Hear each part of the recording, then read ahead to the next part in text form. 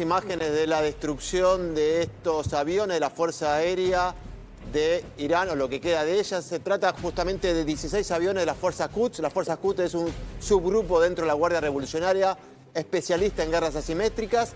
Acá hay 16 aviones que fueron destruidos por las Fuerzas Aéreas israelí. Estas imágenes las difunde Israel. Vemos ahí, mirá, en qué se convirtieron aviones, 16 aviones. Impresionante. Wow. Esto confirma que Israel y Estados Unidos dominan el espacio aéreo absolutamente de Irán y golpean donde quieren, ¿no? A pesar de esto, bueno, hoy el Pentágono acaba de decir que hoy se van a registrar los ataques más duros de Estados Unidos sobre Teherán. Es decir, que Estados Unidos, más allá de lo que dijo Trump ayer, de que la guerra estaba por terminar, redobla la apuesta y va a atacar fuertemente, según informó el Pentágono hace instantes, describiendo el día de hoy como el día más intenso de bombardeos sobre Irán. Luis. Bien, es la verdad que muy impactante lo que se ve allí, con una comunicación que finalmente se da entre Donald Trump y Vladimir Putin después de las declaraciones del ruso, ¿no? Sí, volvieron a hablar después de mucho tiempo, sobre todo sobre esta situación. Lo que trasciende es que trataron de ver de qué manera se puede llegar a un acuerdo o cómo puede influir Putin sobre Irán para ver de qué manera, bueno, se puede alcanzar un acuerdo. La verdad que tenerlo a Putin de interlocutor es difícil porque también Putin, no está haciendo mucho para frenar su propia guerra, ¿no? La que ya lleva más de 4 años con Ucrania. Pero de todos modos, para Trump es muy importante la voz de Putin y por eso lo llamó por teléfono y hablaron ayer, ¿no? Bueno, el que sí fue muy duro en sus declaraciones es Benjamín Netanyahu, sí, el premier israelí, Damián. Sí, fueron hoy a la mañana, dijo que necesita más tiempo, cada uno está tratando de expresar sus objetivos. En un diálogo público, dijo que el régimen le estaban rompiendo los huesos, se refirió a eso, ¿no? Que cada vez era más duro los ataques, que eso lo iban a continuar y que Israel no va a parar hasta cumplir sus objetivos. ¿Cuáles son sus objetivos? Luis, siempre lo decimos, terminar con la amenaza nuclear y militar iraní. Por eso Israel va a seguir atacando, más allá de lo que por ahora diga Trump, y también tiene como objetivo Hezbollah, por eso ataca Líbano, por eso ataca Beirut. Y el premier israelí se está mostrando bastante en público, se pone liderando justamente la campaña militar israelí, porque en Israel tiene un apoyo por ahora muy importante de gran parte de la población, cosa que no pasaría en Estados Unidos y mucho menos en Europa, ¿no? Más información urgente en A24. Un especialista en materia de energía es una complicación, porque lo tendría que presentar como al ingeniero Daniel Dreisen, una persona que sabe un montón y demás, pero tengo que decir la verdad, es mi sobrino, porque es el sobrino de Braulio. Es una complicación. ¿Qué haces, Dani? ¿Qué tal, Luis? Bueno, es una persona que más sabe, de verdad, en materia de energía y combustibles. ¿Me das un panorama general, global, de lo que está pasando y después hablamos de la Argentina con el petróleo y la guerra? Bueno, vivimos en un mundo hiperconectado, un mundo energético, porque aunque nadie lo diga, nosotros somos hombres hidrocarburíferos. O sea, ustedes miran para el costado, las telas de la ropa, la mesa, los plásticos, la luz, la energía, todo viene del petróleo, aunque nadie lo diga.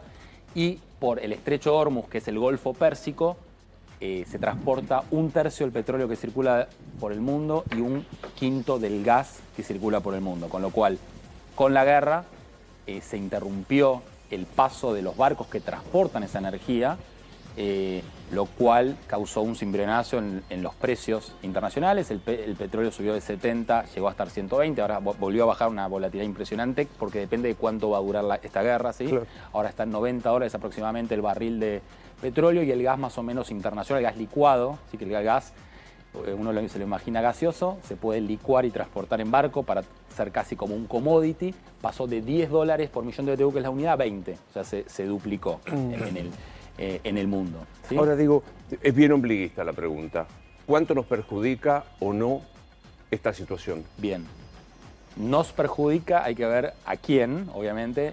Como país, primero, Argentina esta guerra la agarra bien parada para la energía, paradójicamente. Las anteriores nos agarraba muy mal parado porque Argentina importaba muchísimos combustibles e importaba mucho gas licuado, muchísimo. Eso causó estragos en la macroeconomía del país, en el Banco Central. Hubo momentos en los cuales perdimos por año 8.000, 9.000 millones de dólares Para que la gente recuerde, los famosos barcos que había que pagarlos, como se decía antes, barcos culata camión. El regasificadores. barco se pagaba antes de la descarga y si no, no te descargaban el gas. Exactamente. Dólares, contantes. Exactamente. Antes se llegaban a importar, no sé, 70, 80 barcos por año, ahora se importan 25 en invierno. Esto es en invierno porque todos prendemos la estufa y básicamente necesitamos más gas, no alcanza a transportarse el gas de vaca muerta por los caños, con lo cual importamos estos barcos. Con lo cual, yendo a tu pregunta, Argentina, esta guerra, desde el punto de vista de las exportaciones, la agarra bien parado. Esto va a traer, si el precio se mantuviera en estos valores, Argentina entraría en 4.000 millones de dólares más de lo que estaba previsto antes de la guerra.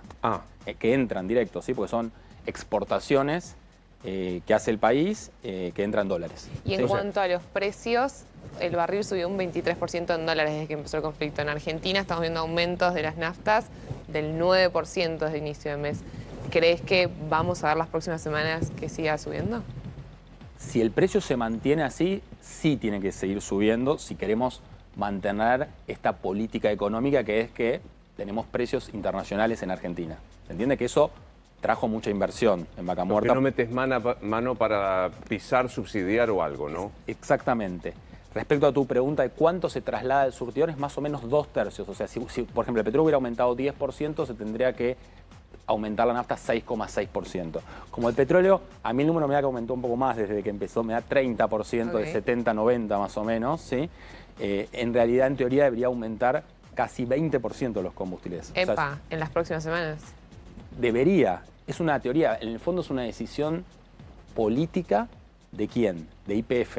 ¿Por qué YPF? Porque YPF es el que tiene la mayoría del mercado de combustibles, un 60% del mercado de combustibles. Es un mercado que no está regulado en Argentina. Y no solo no está regulado, sino que con la ley de bases que salió se desreguló más. O sea, no está regulado y era como que se dispusieron cosas para que no se pueda intervenir. En ese punto, habló el presidente de YPF hace 48 horas, ellos hablan de este tema del micropricing, de ir regulando y viendo el precio varias veces en el día y que esa es una herramienta con la que pueden evitar esto que vos estás relatando. ¿Se puede hacer sin intervenir en el mercado eso? El tema es así, lo que Horacio Marín dice del micropricing es que él hace una media móvil. ¿Qué quiere decir una media móvil? Que él agarra para determinar el precio de combustible el promedio del precio del barril por ahí en el último mes. Con lo cual, si vos agarras el último mes, por ahí no es 90, probablemente sea 74 para decir algo, ¿se entiende? Porque solamente hace una semana y pico empezó la guerra y ahí subió. Entonces él dice, mira, no voy a subir ahora los precios porque yo hago una media móvil, no es instantáneo. Eso es verdad. Pero si se mantiene...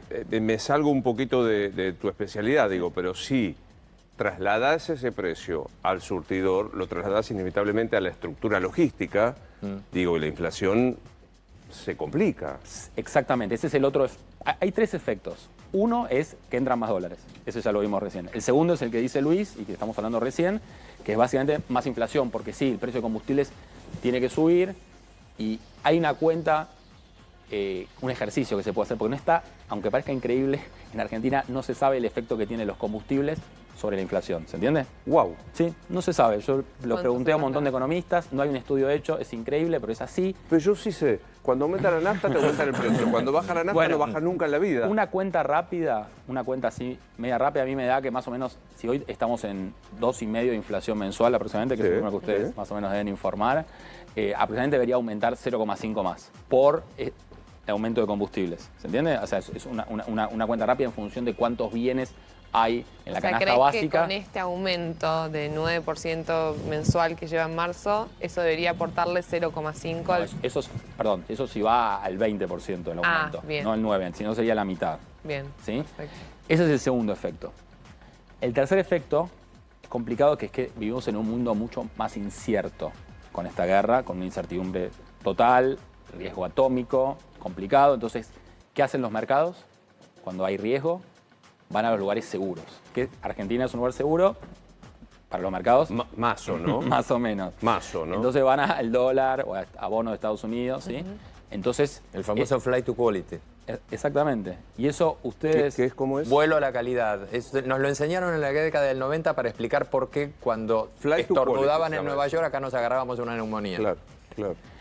Por eso mismo, ustedes vi que informan ahí abajo, el riesgo país lo tienen ahí Sí, siempre. claro. No sé si se dieron Ahí cuenta. está, yo no lo veo porque no veo nada, No sé pero si está ahí abajo. No sé si se dieron cuenta, pero en estos 500. días subió de 520 más o menos a 580. Eso es reflejo un poco de que aumentó el riesgo para Argentina, lo cual es un problema, porque Argentina está en un momento que necesita mucha plata para invertir, justamente financiar la para deuda. financiar la deuda y también proyectos y mucha energía también. Entonces eso es una arista también que es negativa en estos tres efectos. ¿Aplica esto que los que somos ignorantes del tema escuchamos todo el tiempo? Más larga la guerra, más complicación para todo el mercado mundial, más breve, más tranquilidad. Sí, totalmente. Sí, cuanto más larga sea la guerra, obviamente, más inflación va a haber, más precio de petróleo, más inflación. ¿Qué hacen los bancos centrales? Suben las tasas para evitar la inflación. Cuando subís la tasa hay recesión. Y aparte es una economía hiperconectada. Es muy importante esto. China, la mitad del petróleo que importa viene de ahí. O sea, viene el Golfo Pérsico. Entonces hay una arista de la guerra comercial Estados Unidos-China y geopolítica que también es mucha presión O sea, para que esto se termine. La gran estrategia de Trump es golpear a China, más allá del conflicto. Y es una segunda arista, sí, es una derivada de esta guerra. Le golpea muy fuerte a China y también ya le pegó con Venezuela. Y volviendo a los precios, vos decías, está muy bien que en Argentina el precio esté ligado al precio internacional, porque durante muchos años lo tuvimos pisado y se generó desabastecimiento. Ahora, en los países donde está atado, como en Estados Unidos, cuando baja, también baja inmediatamente en las estaciones de servicio. ¿Hay un riesgo acá de que suba estas próximas semanas, pero después no baje? Es muy buena la pregunta. Primero que lo que quiero decir es que es una decisión de política económica. Si vos querés que el petróleo en tu país valga lo que vale en el mundo o querés regularlo. Por ejemplo, en las últimas décadas, como bien decís, yo me acuerdo, no sé, en el 2008, en el mundo, ¿saben cuánto estaba el petróleo? 140. ¿Saben cuánto valía en Argentina? 45 dólares. El criollo. El barril criollo. Sí, barril criollo que sí hubo durante muchísimos años. También hubo al revés, que el mundo bajó y acá dijimos, no, queremos cuidar la actividad, entonces para que cuidar la actividad está arriba. ¿Me dan un segundo? ¿Te podés quedar un segundito? Sí. Hay información urgente en A24.